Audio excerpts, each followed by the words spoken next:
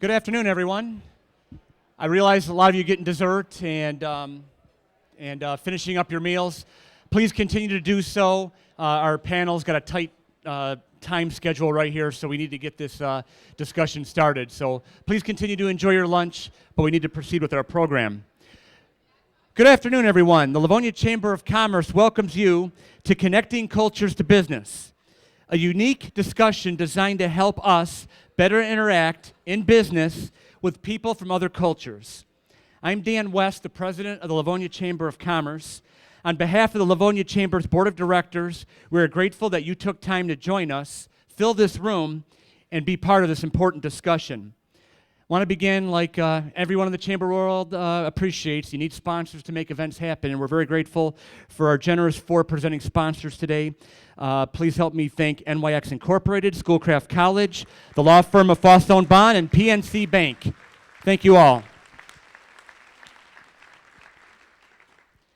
Today, we aim to give you a brief introduction to the sizable Asian Pacific, German, Chaldean, and Hispanic communities that reside and operate businesses all across Metro Detroit. Our panel will help us better appreciate the respective cultures and business communities. This is extremely valuable because experts say communities and companies that do the best job of welcoming foreign investment will have the best chance for future economic development. Before we meet our panel and moderator, let me take a moment to introduce some special political leaders and other dignitaries that joined us today. As I introduce you, please remain standing until all are introduced, and then at the end we'll acknowledge all of them. Westland Mayor William Wild, Wayne Mayor Susan Rowe, Livonia Mayor Dennis Wright, former Livonia Mayor Jack Kirksey. Representing the Macomb County Executive's Office are Deputy County Executives Pam Lavers and Kathy Bartz. Schoolcraft College Trustees Gretchen Alanis, and is Jim Faussone here? Neither, okay. And then Livonia City Council President Kathleen McIntyre. And then we are also happy to be joined by student leaders from our 5 Livonia high schools. Claire Bunton and Bill Cosmo from Stevenson. Natalie Cadat and Noah Haygood from Churchill, Ian Hogg and Michaela Wrigley from Franklin, Rachel Nelson from Ladywood, and Joseph Sanchez from Clarenceville. Please acknowledge our dignitaries.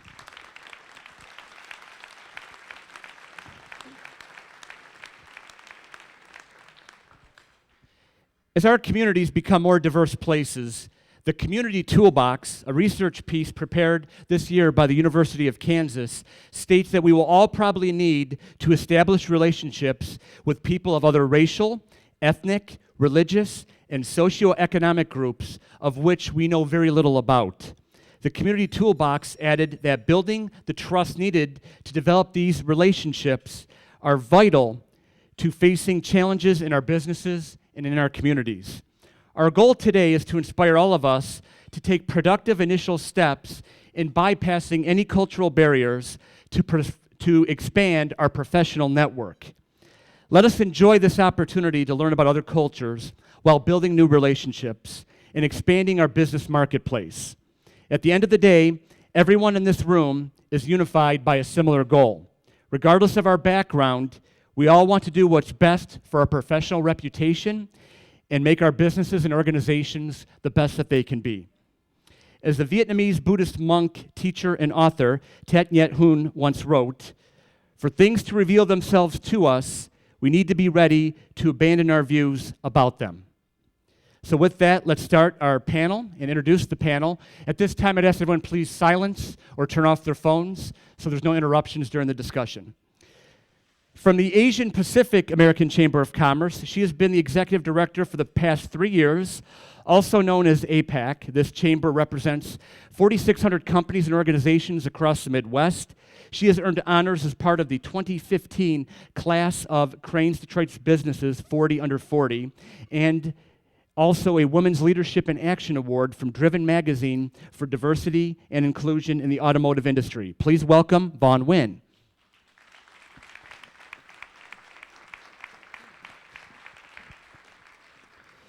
From the American Chamber of Commerce in Germany, he has been a longtime delegate and senior advisor for the largest American Chamber of Commerce in Europe. Also known as AmCham Germany, this organization has more than 3,000 members. He holds a dual law degree from German and U.S. universities and represents business interests of American firms located in Germany and the United States. Please welcome Reinhard Lemke.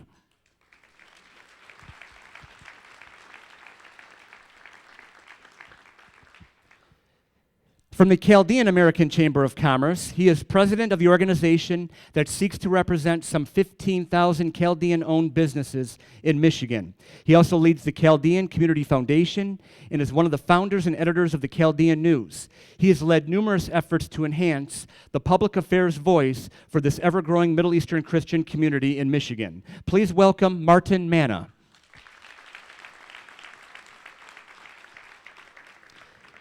From the Michigan Hispanic Chamber of Commerce, he is the Business Enterprise Vice Chair and part of one of the families that founded the MHCC in 1989, which is the premier gateway to the state's 11,000 Hispanic-owned businesses and 400,000 Latinos. He is the president and CEO of Global Parts and Maintenance in Westland, a nationwide wholesale supplier of industrial equipment and supplies. Please welcome Paul Ureste.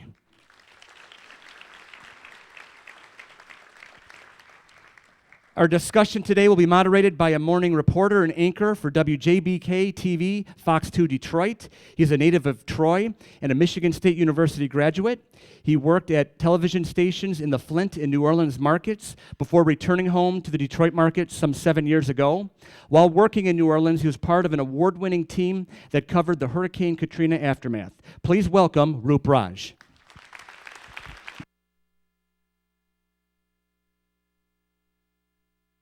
It's good to be with everyone today. You know, one of the biggest things, the biggest questions that I get when I go out and about, because I have a strange name, and people always say, "Is Roop your real name?" And I'm like, "No, my name's Steve. I made that up. It's just something I go with."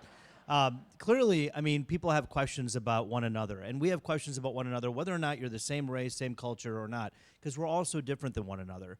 But on top of that, when you have a cultural difference, people are afraid to ask questions, and I'll go ahead and put my neck out there and say I think political correctness has gone way too far. I mean, we've gone to the point where we're not able to even look at somebody and ask them a question about their race, their culture, their heritage.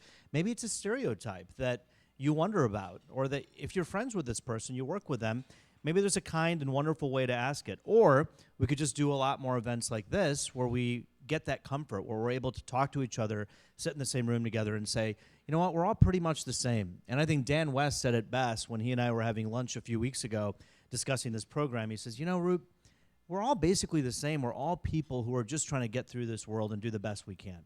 And especially in a community like Livonia, where there's so much great business going on, so much great community going on, this is a wonderful starting point. So I'm just glad that you're here to be a part of this, and congratulations on taking the first step. And yes, Roop is my real name. It's not Steve. Good to be with everybody. On behalf of Fox 2, what a pleasure. I'm going to begin with letting each one of our panel members begin with an opening statement. If you could keep it to about 1 or 2 minutes and just kind of tell us a little bit about yourself, about your organization, and what you hope to achieve here today and really in the community in general. So Vaughn, we'll begin with you. So thanks for spending your lunch with us today. It's great to see a sold-out room. We're super excited for this inaugural event and hope there's more to come.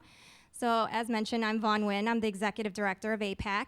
In a 2-second elevator speech, most of you have heard that I've said APAC's the eHarmony of the automotive, IT, and healthcare industry. So what I do for a living, and I thoroughly enjoy, is matchmaking our Asian business owners and companies to OEMs like Ford, General Motors, Healthcare, Beaumont, you name it, we're there. So what I'd like to see happen today or get achieved is that you have a better understanding walking out the door on how to communicate professionally with our various ethnic cultures represented here.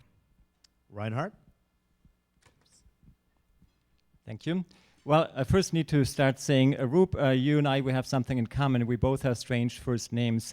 Both start with R. Mine is Reinhard. Everybody thinks it's the last name, so I've been Richard, Robert, Rick, Ryan, and so forth. So that's something we have in common.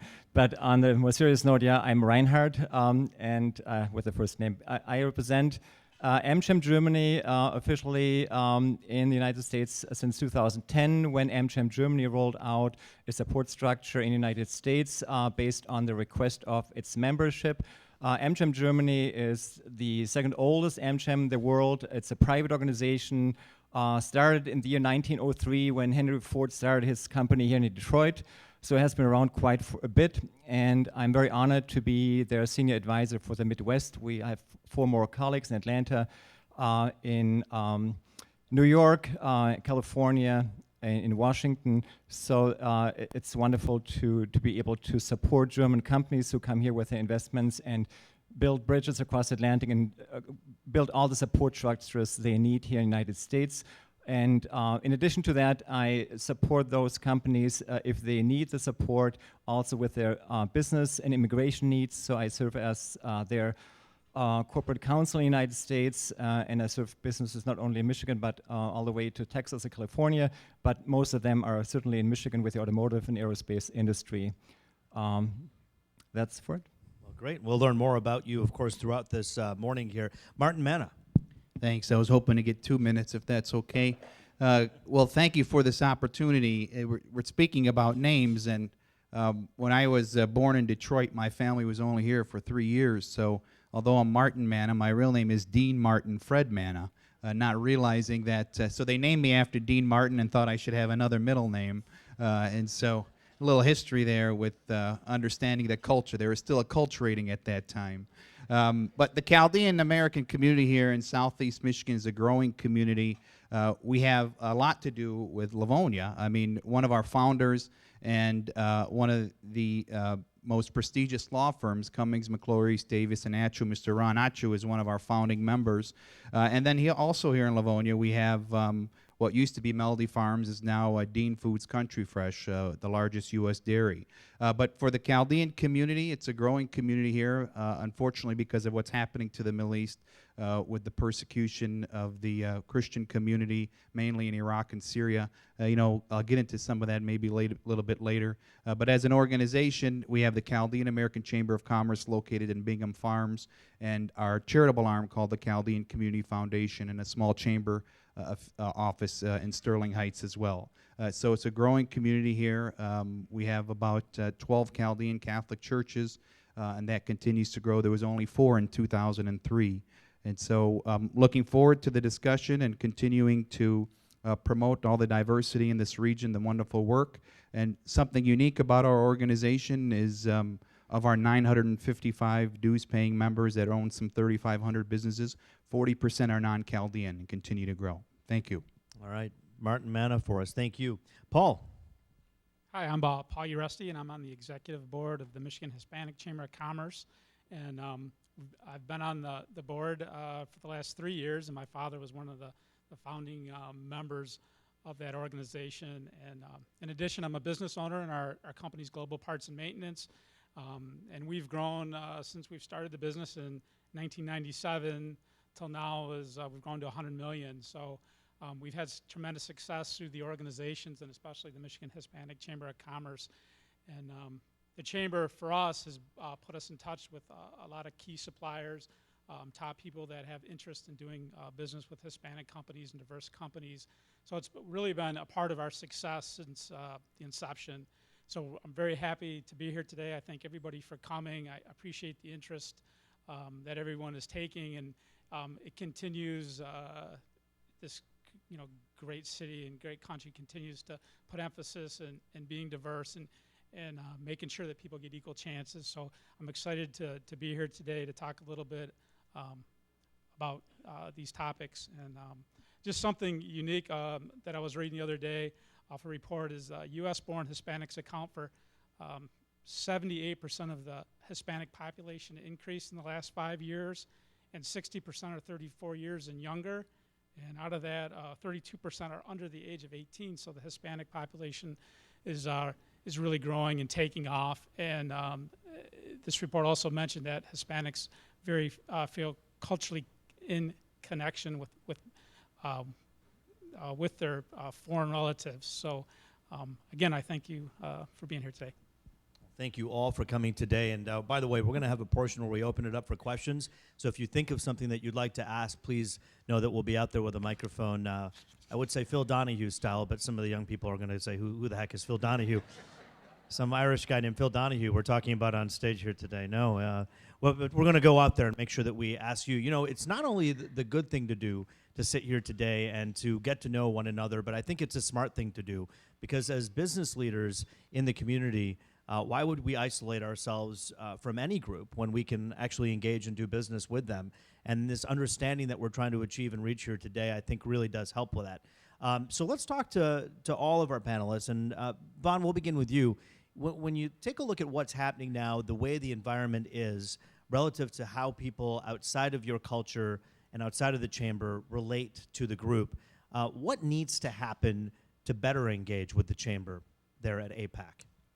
I think in all of us sitting here, and I hope I'm not misspeaking, but be patient with us. You know, it's a new world that you're entering in if it's their first time, or even if it's your fourth or fifth time visiting our chambers and our events, please be patient with us. I mean, the culture is a slow learning process. So you mix business into it, it's like two different worlds colliding at a rapid speed, and like asteroids just clashing. So you definitely don't want to, you know, go gung-ho and then it bursts into flames and then you're like, well, oh shucks, what just happened? I think for us, APA, when I say APA, there's a lot of nuances because there's a lot of different ethnicities like Japanese and Chinese. Here in Michigan, we focus a lot on Michigan Chinese businesses that come back and forth. So you hear a lot of that in the news. So I'll predominantly stick to Chinese subgroups, but there are others that don't quite necessarily fall under that same vertical. So Easterners are very quick to make decisions, but they might wait till the very last minute to do so. For example, we did a trade show with Taiwan Electronics, and we had 26 delegations, different companies from Taiwan coming over and trying to get tours at, you know, OEMs and tier 1s and tier 2s. And, you know, I'm asking for names so I can get confirmation and security. Here in the western side, we have tough security that you got to go through. You can't just expect to get through the door in a week. So I needed that information. Of course, you know, that's not what they're used to. So trying to be patient and not too pushy, and getting the information they want, and then also communicating, you know, this is how Western businesses work. So if we could get that communication, not get cross-wired, then hopefully they'll achieve the business goals that they're hoping to get over here when they hit Michigan ground. So be patient with us, learn as much as you can. Without, what is it, that NBC, the more you know, right? I work for another network. I don't know I'm what you're talking about. I'm sorry, You looked at the Roop. wrong. I'm looking for somebody else to. My bad. Somebody know? There's some peacock that they represent, some But network. Yeah. those of you who know where I'm going with, the more knowledge you know, the better it is you can fare. So. All right. We're just working for you. That's our slogan. I don't know anything else but that. Vaughn, thank you so much. That answer really worked for us, and for good reason. I mean, this is really specific stuff. You know, this is stuff you can really walk away with and say, okay, this is stuff that I can do, maybe perhaps differently, or just do in general, and have a better understanding. So that was very helpful, Vaughn. Mr. Lemke, when you take a look at the German culture, and specifically the German business culture, what are some things about the German culture that perhaps people should know about before they're engaging with the group? Well, firstly, I probably should say it's quite easy for a German to engage in the United States. I mean, I can speak from my own experience. When I came actually to this community, and this is missing in your bio. I came to this community in Livonia 18 years ago, and a gentleman who sits over there, Jack Kirksey, was named as former mayor. He was the one who greeted me first, and he greeted me so warmly, and many fall actually was thanks to Bob Shostak, who gave me an opportunity to get a job in Livonia. But thanks to these people here, they made it very easy. So for Germans in general, you know, Michigan has 20% of its population, I understand, based on what the consulate says. German heritage, so you blend in very quickly, and Germans usually try to immerse fully, don't even want to be seen as German, want to learn quickly and assimilate and get involved. So that's really very easy. I think the part where it comes to differences, and that's what I realize often in business negotiations across the Atlantic, is really because we think we are so extremely similar, we have the same heritage, we have the same McDonald's signs or the Siemens signs.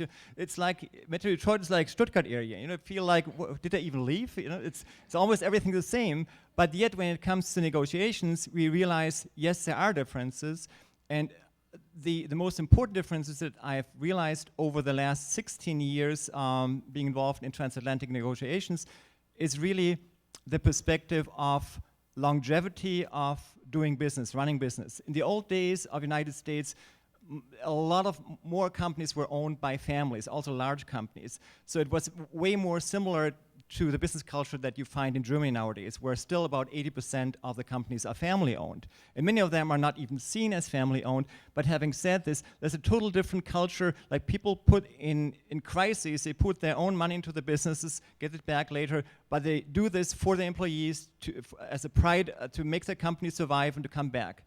A lot of it is more focused long-term, whereas it changed again in the United States in the last couple of years, fortunately, but for a long time, a lot of things were really based on short-term gains because of the stock market investment. We all want to have our quick gains, right? But we also want to keep our jobs in the companies. Sometimes this becomes a contradiction.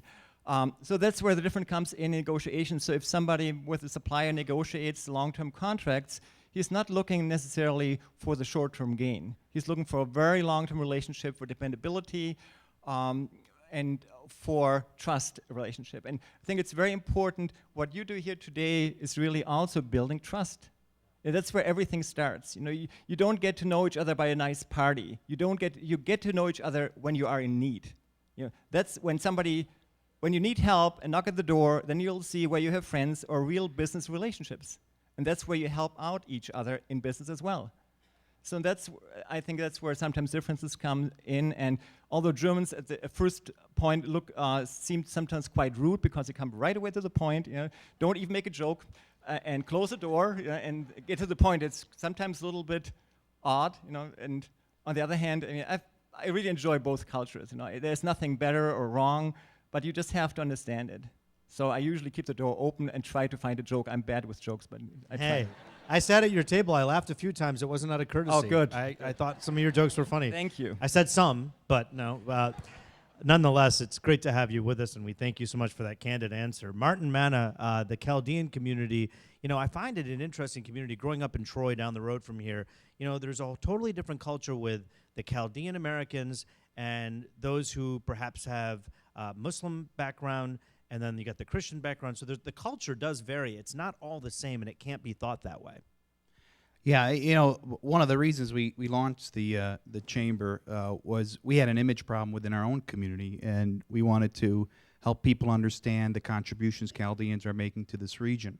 And so a lot of that is education. All of these organizations really become a resource, and you would want to do business with organizations or communities that are investing in different cities or are very much entrepreneurial. And so for the Chaldean community, for those not too familiar, they're like the American Indians of Iraq and Syria. They predate the Arabs, the Kurds, the Turks. Chaldeans are Eastern Rite Catholic, which means we actually predate the Roman Catholic Church. The Eastern Rites maintain their own identity. We have a patriarch who's Patriarch of Babylon for the Chaldeans in Iraq. There's an Assyrian church, a Syriac church. There's a lot of churches of the East, which would also be like the Egyptian Coptic community, the Lebanese Maronite community. What's unique about Chaldeans, Assyrians, again, same people, is our church split. Chaldeans united with Roman became Catholic. The Assyrians are mainly Orthodox. Is we also speak Aramaic, the language of Christ. It's the oldest continuously spoken language. And in this area, when you talk about the Chaldean community, initially we launched the chamber because many people had the perception that they don't hire from the communities that they work in. They're immigrants. They don't pay taxes. So we wanted to change the conversation. And what's happened is you have a community in which more than 60% of the households own at least one business. And it started really with convenience and liquor stores. Islam forbid the sale and consumption of alcohol in the Middle East. Christians own those stores. So if you look at this region, more than 90% of the convenience and liquor stores in and around Detroit are owned by Chaldeans. 75 out of 85 supermarkets in the city of Detroit. They form occupational patterns like other immigrant communities. Before the Chaldeans owned these supermarkets, it was the Jewish community. Before them, it was the Italian community. That's now parlayed into other types. Chances are, if you're staying at a hotel in Southeast Michigan, greater than 50% are owned by members of our community. One of our members has 100 hotels. He's building 10 more. And then you look at other communities, investment, real estate development, 35% of the downtown buildings in Birmingham now, many are getting into that. Wireless, Metro PCS, Sprint, Verizon. One of our members has 250 T-Mobile stores. So they form occupational patterns. The other big industry is food, but there's also a lot of professionals. So what does all that mean? Is get to know these communities. They're big investors. We are an ethnic chamber, and many are members of our chamber that aren't Chaldean because they want to do business with the community. But more importantly, we tell all of our members, we can't do what geographic chambers can do for you. Get involved in the cities you live in, the municipalities that you live in, the chambers of commerce that represent those regions, because they are focused on helping those areas, and we really become a bridge, linking people to help with more business development. And so we become a resource. If we can ever do any cultural competency training or get you more familiar with the community, we're happy to do so. Well said. Paul, what would you say? What needs to perhaps happen or continue to happen that's happening in a good way to continue to build that bridge between the two communities? Well, I think the most important thing is just opportunity for businesses and for business development within the Hispanic community. You know, being able to build a business and start is super important. I think the big thing is when anybody starts a business or tries to get involved is getting a chance to bid on work. So I know for me, being an entrepreneur trying to take over the business is just looking for opportunities to grow, to look for an open door policy with purchasing agents and bigger companies that can do business with us. So I think that's been a real key.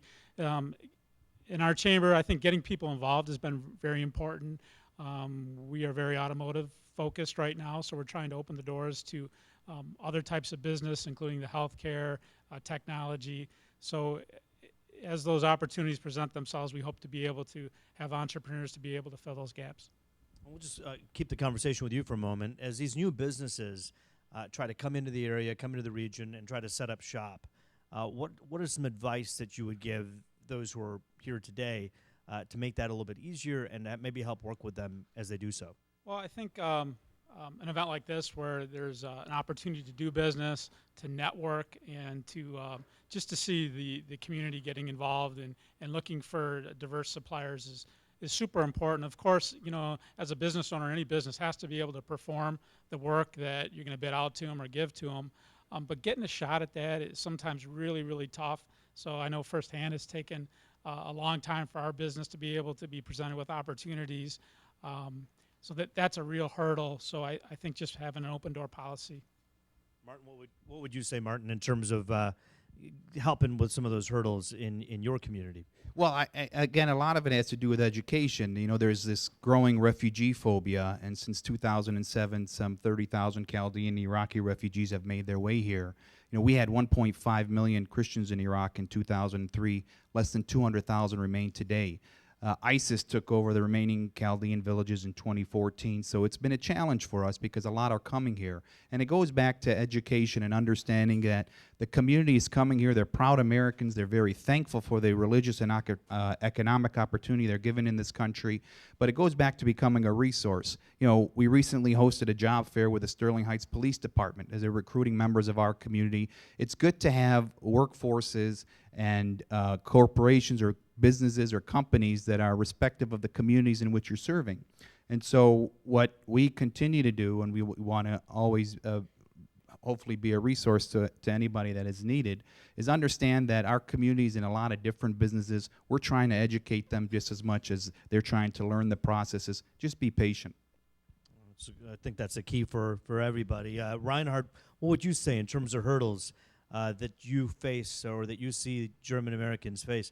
What are some of the things that can be done to help kind of remove those hurdles?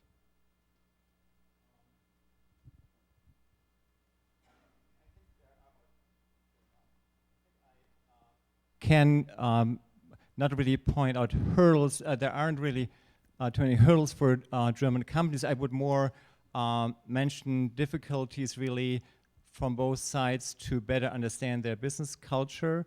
What I would advise everybody, and that's what I've learned over time, when I started as a young in-house counsel owned by a Swiss company, actually the a gentleman who was my mentor, he said always, you look at the annual report, look at the people who stand behind the company and try to identify really what interests are there.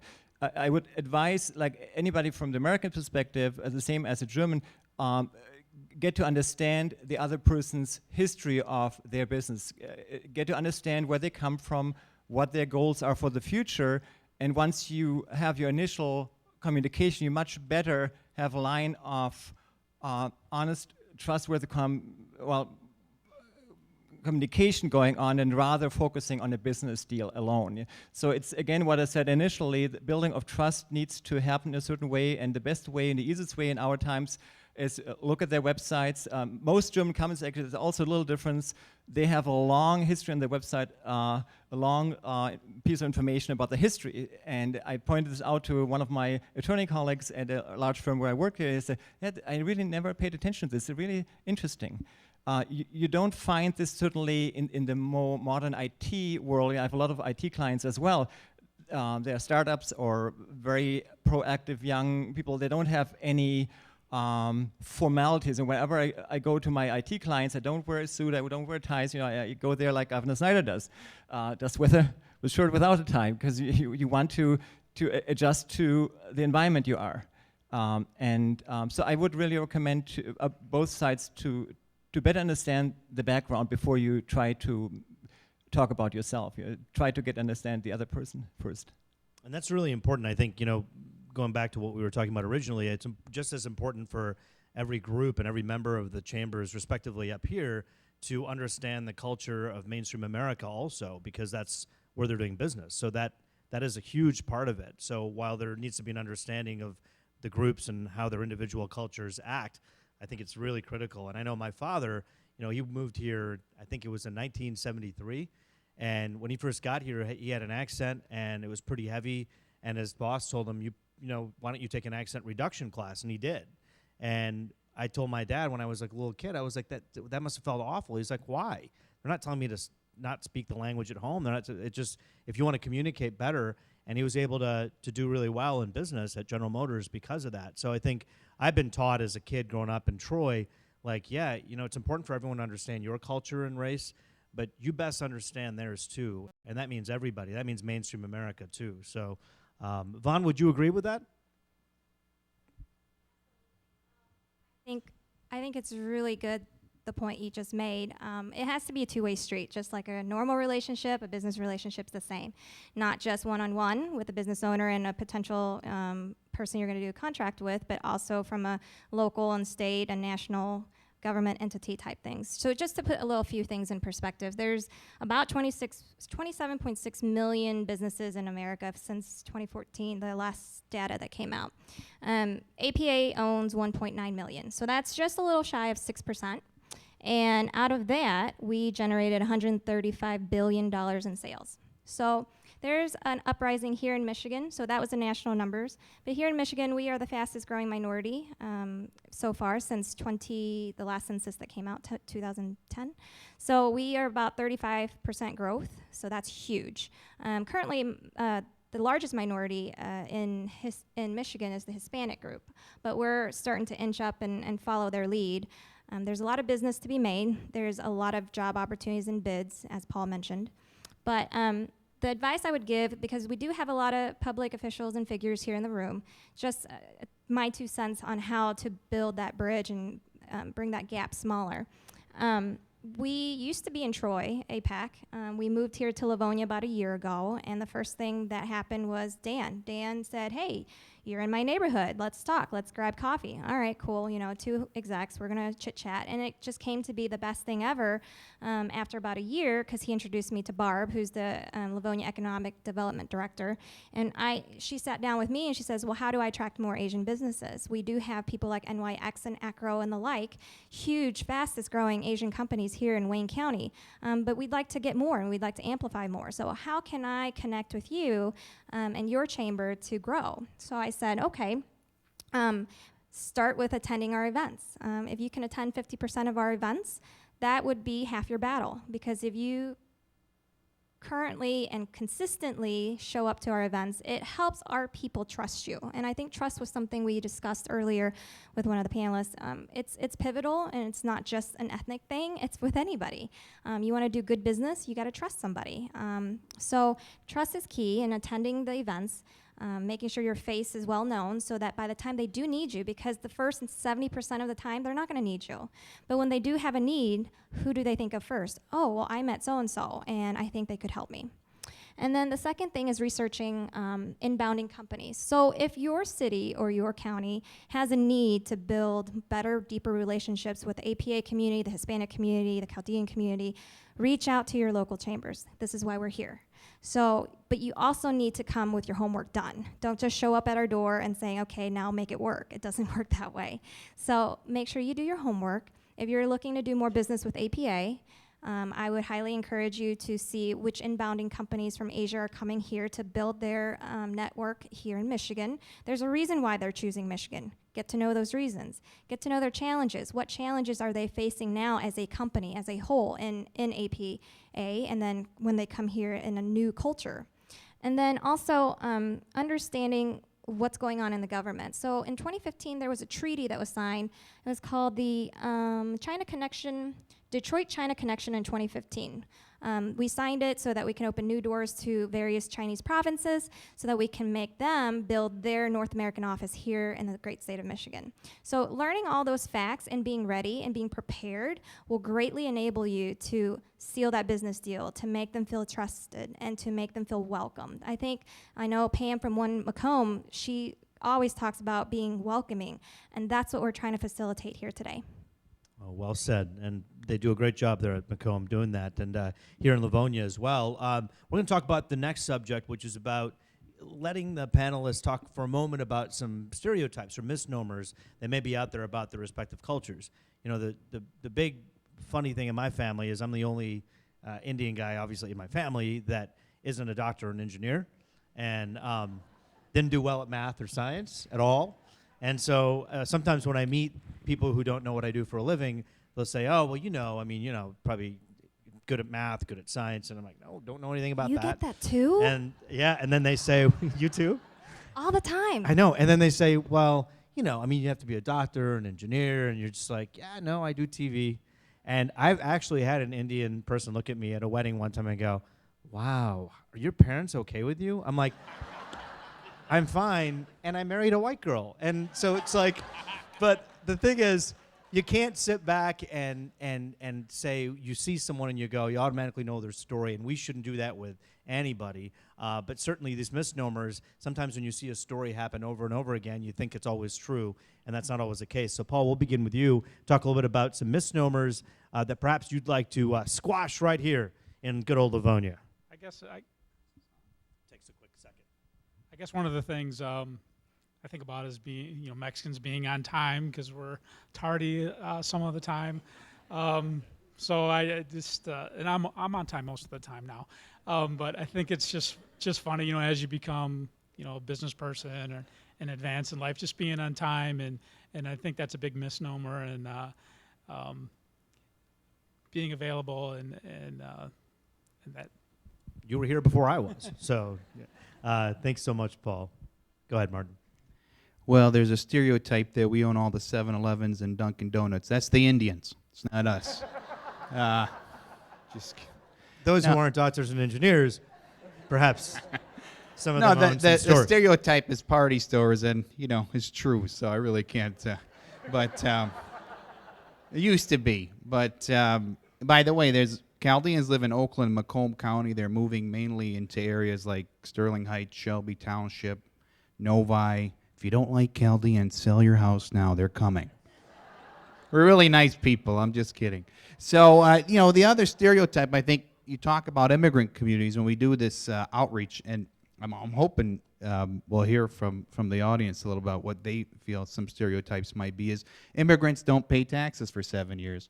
And so that's not true. I mean, almost every time we do a presentation, there's someone who raises their hand and says, is it true that someone new to this country doesn't pay taxes for the first 7 years in business? So I've never seen the loophole. It doesn't exist. But, that might be more related to refugees. Refugees who come here, by the way, get about 8 months worth of federal assistance, and then they're really on their own. That's the extent of it. But those are refugees, and that's different than an immigrant. Immigrants usually come here, they're sponsored by another family, they don't get federal assistance, and many of them become entrepreneurs because they're not given opportunities to work in a corporation, or they might have challenges with languages. So, All right, very good, Reinhard. Misnomers. I had to think quite hard to come up with some, but I guess one of the stereotypes is that Germans are quite very formal and they cannot laugh and so forth. I think it changed a little bit with the World Soccer Championship in 2006 when the British said, not that bad, these Germans. So that meant a big compliment, I guess, when the British say that. And a little story to that, a friend of mine, a very dry financial business executive in Germany, during this soccer game, called me in 2006. No, he emailed me. He said, Reinhard, can you believe I was in a store and there was a group of Koreans who 3 times in a row exchanged their shirts, and the cashier still laughed. I said, what country was this in? He said, Germany. So, anyhow, no, it really, Germany adapted greatly. I remember way back in the 80s when I came here for the first time and I preached in Germany about the service culture in the United States and in what kind of service desert we were in Germany. And everybody looked at me like, what are you talking about? This changed greatly, meanwhile. It adapted very, very much to the American business style. Stereotypes in general, I think, there are certain points where the Germans feel they would like to see it respected. It's like timeliness. It has to do with the orderliness. There are certain stereotypes. I remember being trained by a Swiss company in Germany, which is worse than a German company. You're expected to be there. If you want to be there on time, you are 15 minutes prior to the meeting. I was here an hour before today. So I'm not sure to what country that belongs. But anyhow, so in Switzerland, you're 15 minutes before you're late. In Germany, 5 minutes before, you're almost late. When I came to my first legal meeting in the United States in a large firm, and the meeting was supposed at 9 o'clock, I was there 10 minutes prior to 9. I waited until 9, it was still dark. I went to the secretary front desk, asked her, Kathy, was a meeting called off? She said, no, Reinhard, it'll be here soon. So 5 minutes after the first people came, 10 minutes later, almost everybody was there. 9:15, we tried to start the meeting. We had 5 minutes of jokes, of football games, and 20 minutes later, 9:20, the meeting started. We had some problems with conference calls coming in, so at 9:30, the real meeting started. I thought, interesting, I think I have to adapt. But you know what, on the other hand, I also enjoy the more casual environment in the United States. There is something about mixing things. Don't take yourself too serious. I think that's always important. I like that. It's funny because Indian Americans, there's a stereotype about being late, but it's actually true most of the time. And I hate to say that, but weddings don't start on time. Everything takes longer than it should have. And my father, he's a proud American, been here for 43, 44 years, and he is hell-bent on being late. And my mom, on the other hand, is old school Indian.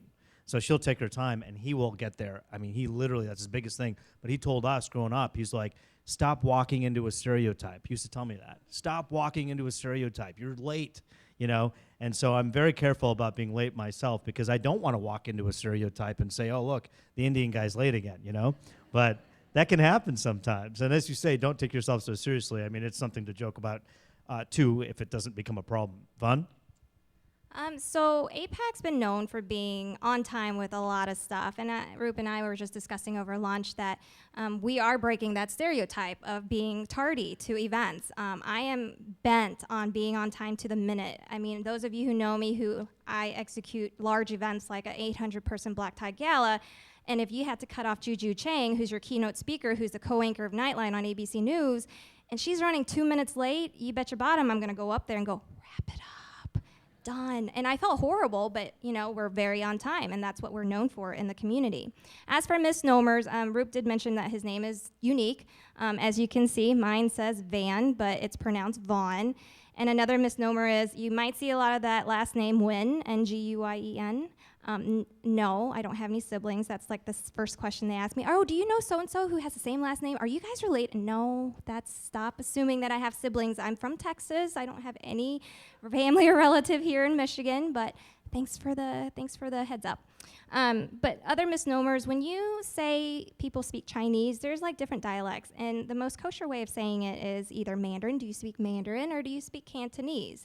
A lot of people don't know that, so they say, oh, you speak Chinese, and I'm like, there's like 16 gazillion dialects, but the two main ones are Mandarin and Cantonese.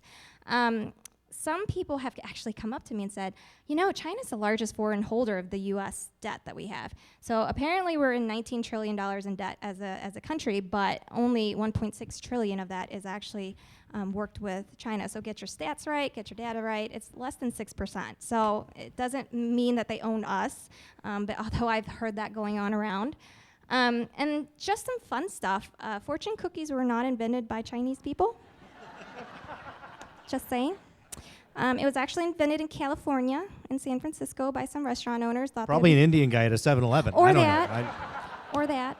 So, and sushi, even though, who loves sushi in this room? Who actually, yes. And we have a dime a dozen here in Livonia and in Wayne County of really good restaurants.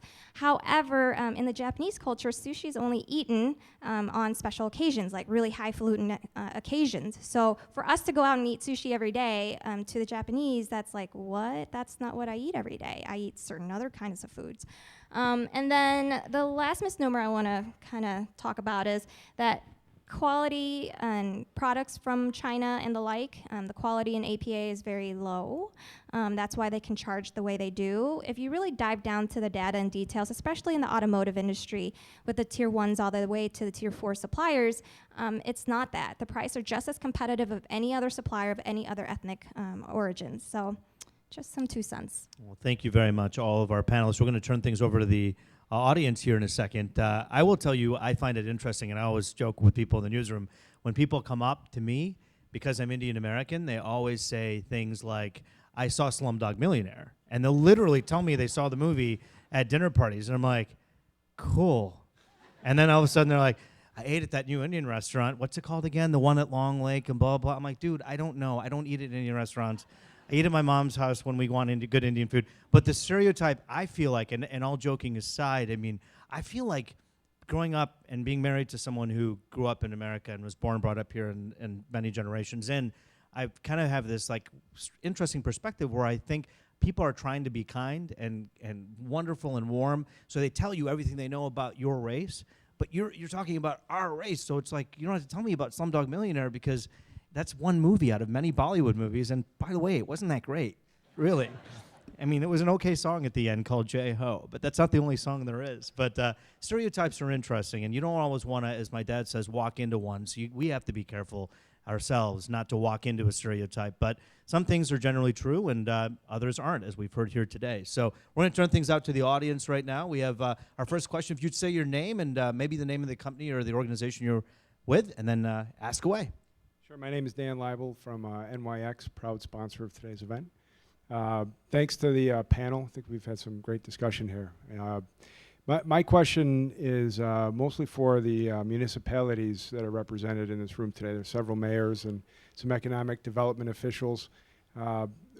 When you're talking to some of your members in your organizations or just help facilitating foreign investment into this country, I wonder if you could tell the municipalities that are here today if there are things that they can specifically do to make themselves a little bit more attractive.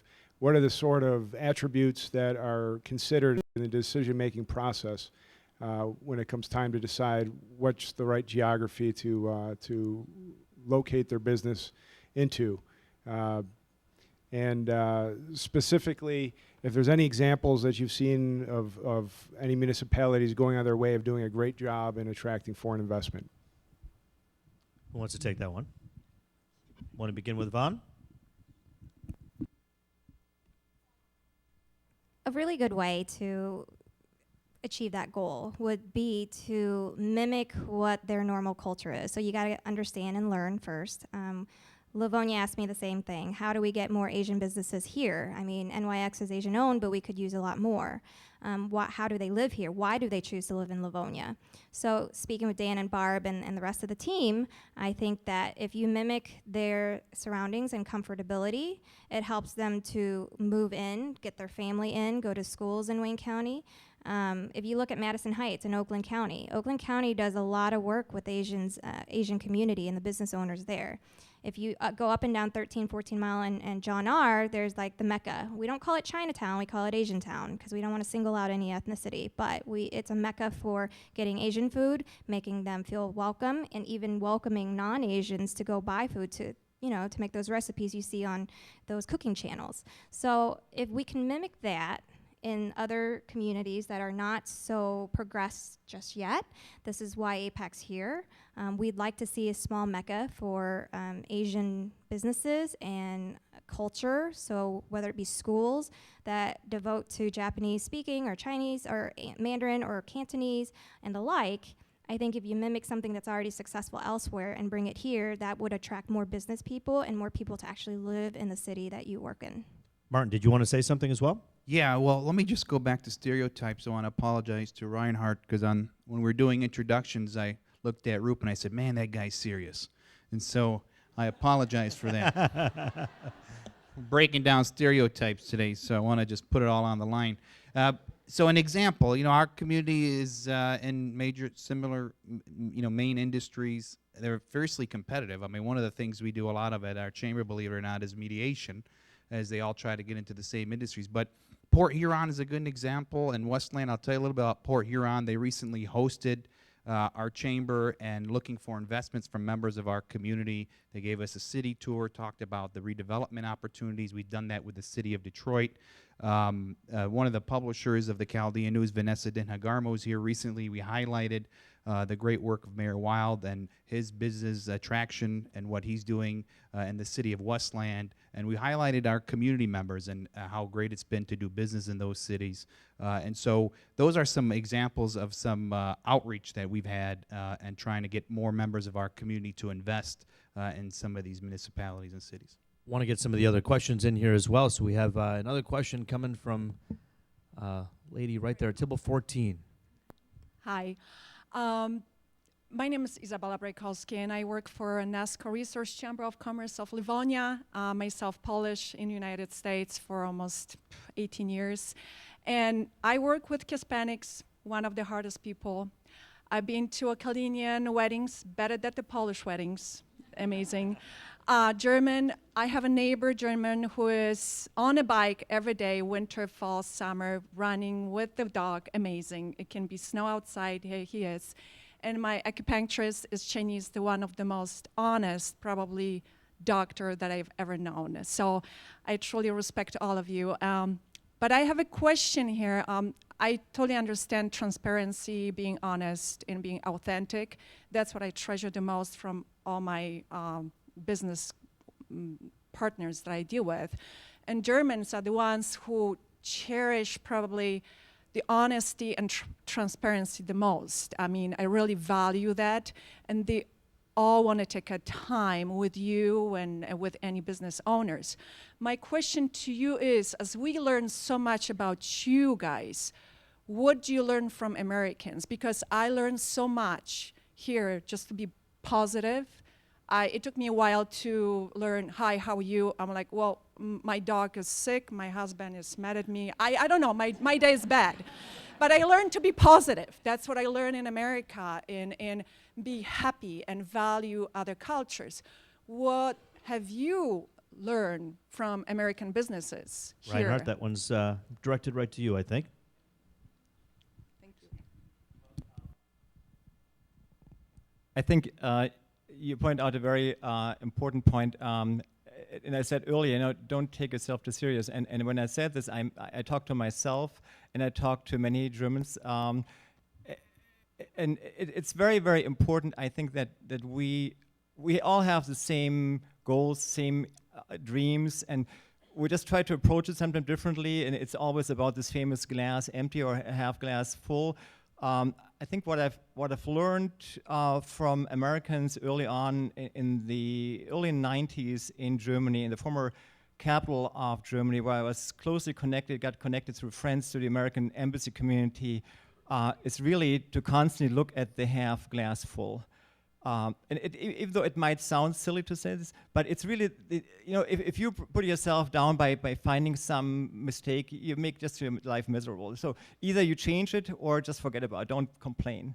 And what I admire Americans very much for is a tornado can hit, a flood can hit, whatever can hit, people get up and rebuild. It used to be this way in Germany too, I think. We forgot about this. And I think that's where we can learn greatly. And that's, again, where it starts. Don't take yourself too seriously. Just don't complain, change it, or leave it. Paul, we haven't heard from you in a minute. What do you think? What are your thoughts on her question?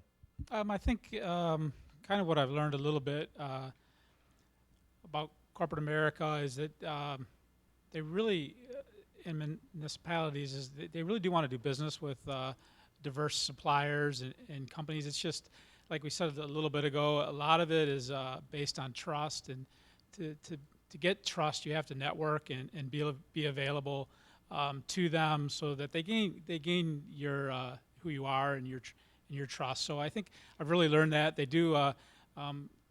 They love to promote if they're doing business with you. So that's really important. People love a good story. We got one more question we want to take right over here, and then we're going to open it up for closing comments over here. We got the Mayor of Westland. Yep. Thank you, Bill Wildmere, the City of Westland. First of all, Dan West, thank you for putting this event together today. And Paul, thank you for being here. Paul's a business owner in the City of Westland, so we appreciate your leadership and your support. Actually, what I have is not a question, but it's our chance to make a pitch to you guys as well.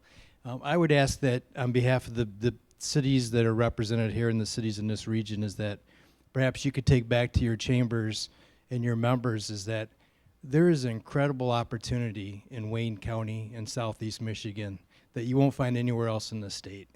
The recession's been pretty rough on all of our cities, but what that's done is it's opened up incredible opportunity for investment and redevelopment in almost all of our cities. There is prime property available in most of our downtowns. It's something that you don't typically find, but so I would ask, as you talk with your members, to have them take a look at Southeast Michigan, focus on Wayne County. There's incredible opportunity here. Martin, I appreciate the nice word you said about the City of Westland, and I can tell you on behalf of myself and Mayor Roop from the City of Wayne, we've seen Chaldean investment in both of our communities, in not convenience stores. I mean, they're coming in all sectors.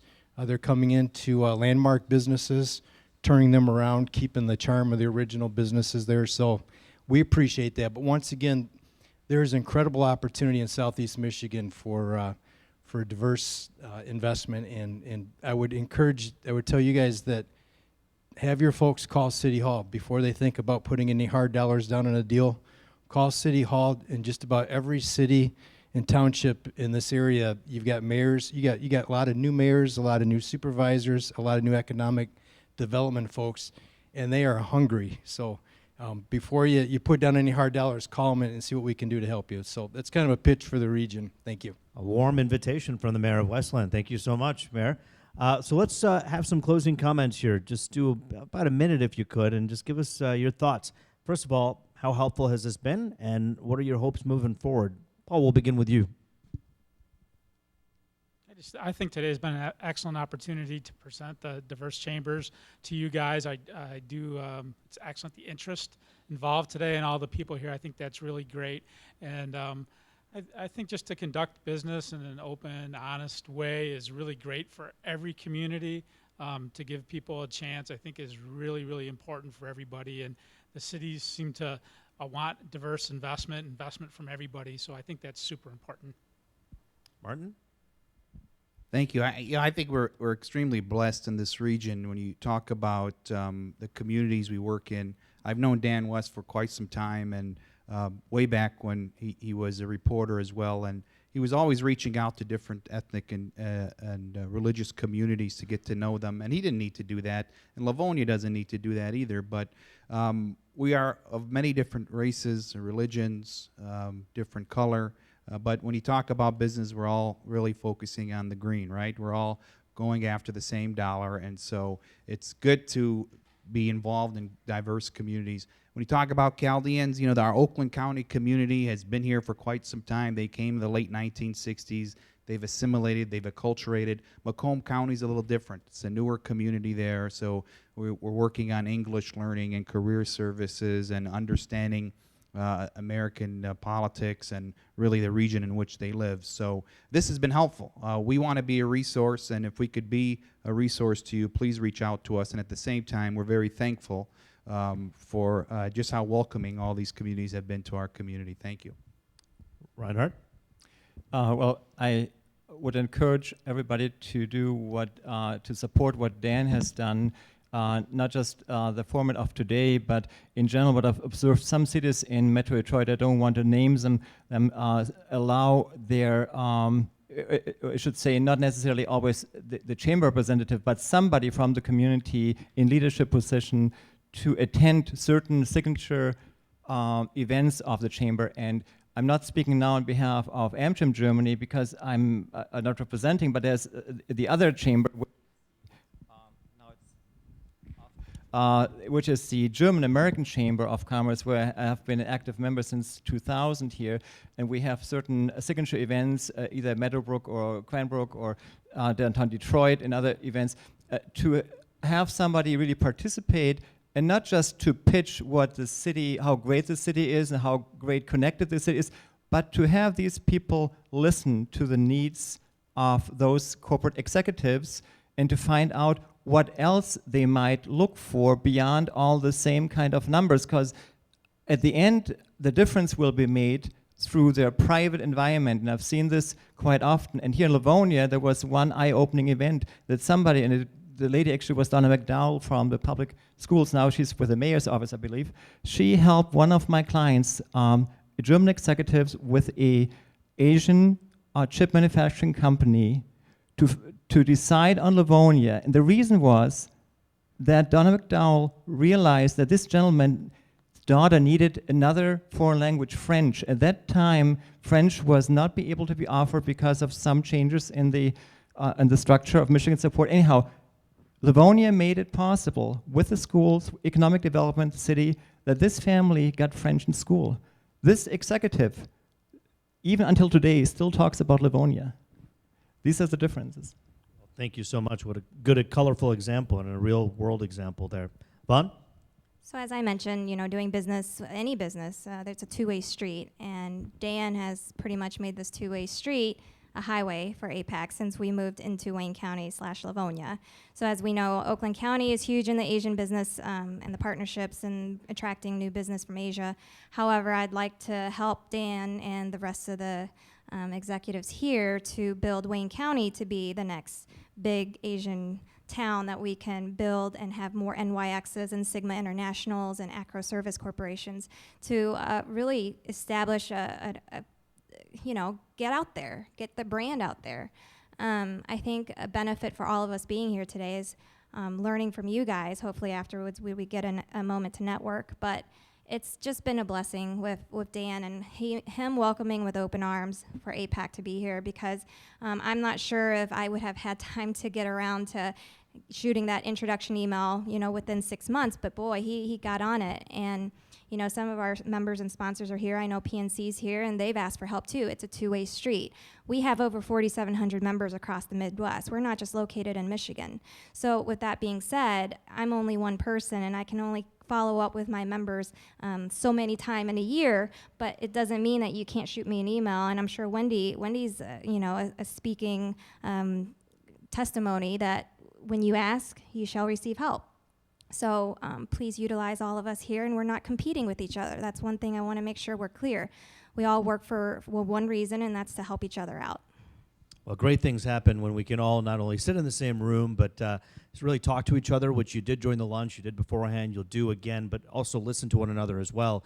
And I think we're all stronger and better off because of that. So continue to grow those relationships. And I think we can all agree Dan West and the city of Livonia have done incredible things to bring this conversation here today. So put your hands together for Dan as well. I greatly appreciate the kind comments. More importantly, I appreciate your time and expertise and your talent here today to educate us. Additionally, all of you, what a great melting pot in the room right now. From my view right now, it is great to see the diversity in the room, and I think hopefully it's a good step for all of us. And it, like all the panelists said, it's a two-way street. One final thanks to Vaughn, Reinhard, Martin, Paul, and Roop for everything. Our sponsors, NYX, PNC Bank, Foss-owned Bond, and Schoolcraft College. One other housekeeping note. Roop and Julie have to leave right away because they have a flight to New Orleans. So he'll say hi, shake a hand, but he doesn't have time for pictures. He's got to move on out. So just say hi, slap him 5, and he's got to keep on going. So thank you all for coming. Thank you all. Have a great day.